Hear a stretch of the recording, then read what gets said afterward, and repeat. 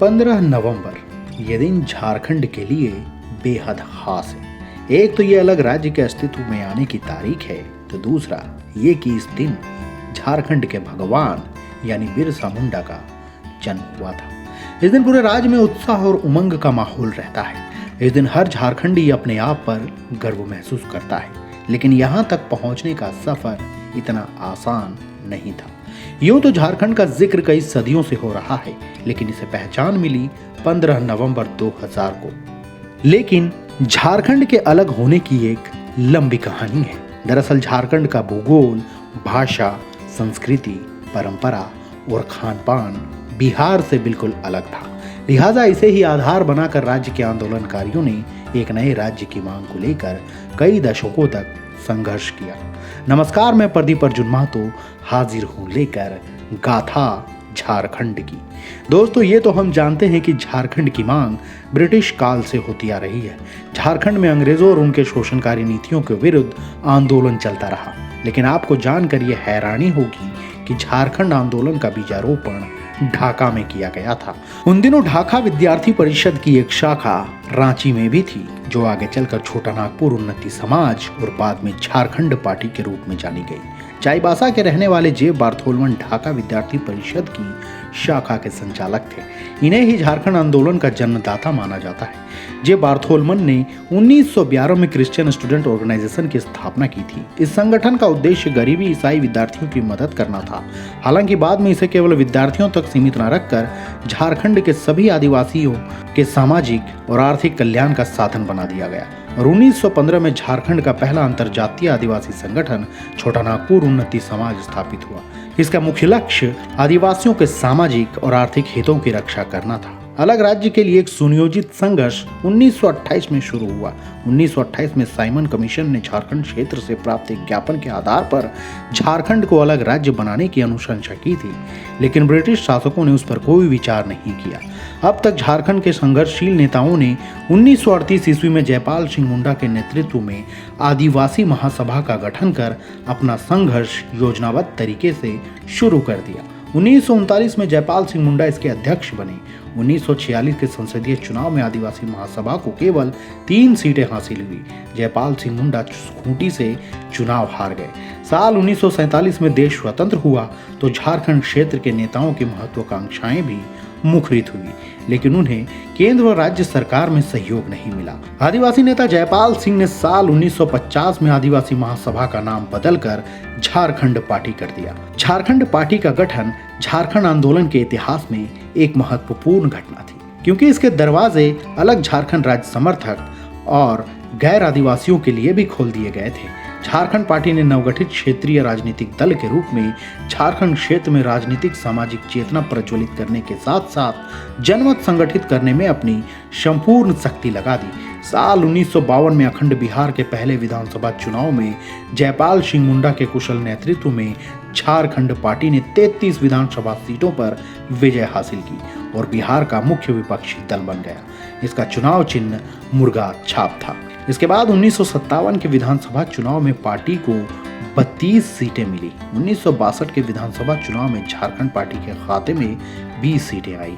Jharkhand party ने 1955 में राज्य पुनर्गठन आयोग के समक्ष जयपाल सिंह के नेतृत्व में अलग झारखंड राज्य की मांग को लेकर एक प्रभावशाली प्रदर्शन किया।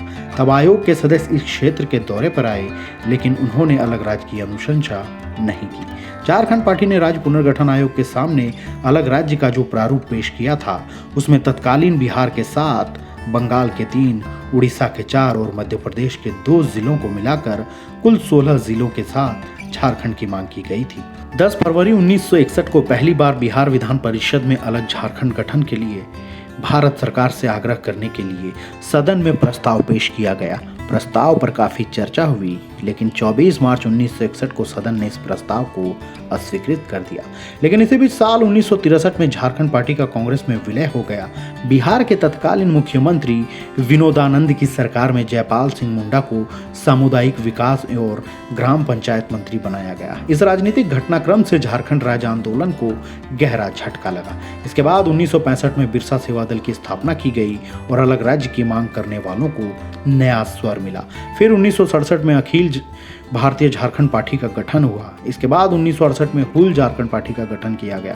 साल 1970 में जयपाल सिंह मुंडा के निधन के बाद इस आंदोलन की आग बुझने ही वाली होती है, तभी शिबू सोरेन का आगमन होता है। 4 फरवरी 1973 को शिवाजी समाज के विनोद बिहारी महतो और सोनत संथाल समाज के शिबू सोरेन ने मिलकर झारखंड मुक्ति मोर्चा का गठन किया। विनोद बिहारी महतो अध्यक्ष और शिबू सोरेन महासचिव बनाए गए। इस दौरान कॉमरेड ए.के. राय और टेकलाल महतो सरीखे बड़े नेताओं का साथ मिला। इसके बाद क्षेत्रीय नेता और कार्यकर्ता सक्रिय हो गए।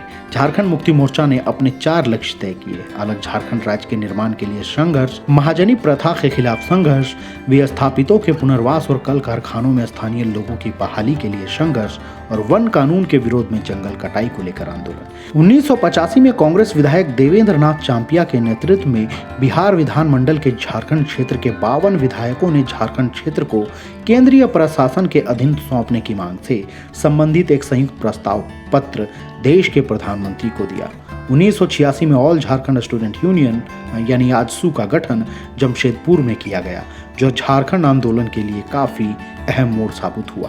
प्रभाकर तिर्की इसके संस्थापक अध्यक्ष थे और जेएमएम के तत्कालीन अध्यक्ष निर्मल महतो इसके संरक्षक। 1989 में आजसू ने करो या मरो का ऐलान के साथ 72 घंटे का झारखंड बंद आहूत किया, जो आंदोलनकारियों के लिए टर्निंग पॉइंट साबित हुआ। झारखंड आंदोलन में लगे विभिन्न दलों में समन्वय स्थापित करने के उद्देश्य से 1987 में झारखंड समन्वय समिति का गठन हुआ। समिति ने राष्ट्रपति ज्ञानी जैल सिंह को एक ज्ञापन दिया, जिसमें बिहार, पश्चिम बंगाल, उड़ीसा और मध्य प्रदेश के 21 जिलों को मिलाकर अलग झारखंड राज्य बनाने की मांग की गई। 1988 में भारतीय जनता पार्टी ने पहली बार वनांचल प्रदेश की मांग की, लेकिन उसने सिर्फ बिहार के जिलों को अलग कर राज्य बनाने की मांग की। अगस्त 1979 में केंद्र सरकार की तरफ से बीएस लाली के नेतृत्व में 24 सदस्यीय झारखंड विषयक समिति का गठन किया गया।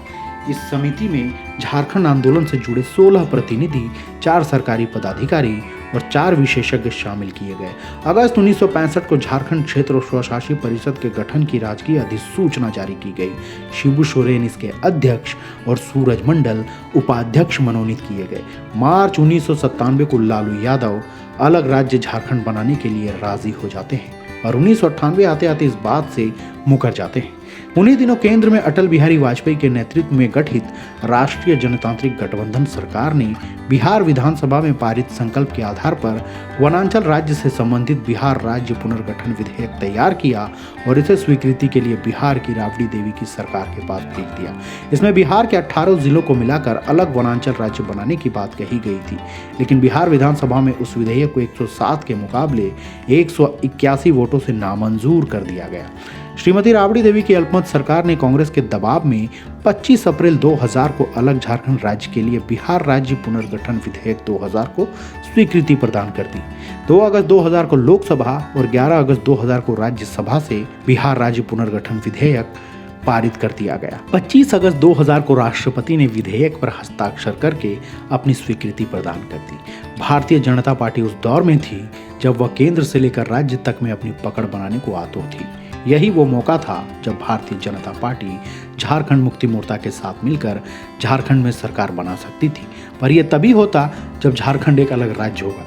वहीं बिहार में सरकार बनाने के लिए कांग्रेस ने लालू यादव की पार्टी आरजेडी पर यह दबाव दिया कि झारखंड को अलग राज्य का दर्जा दे दे।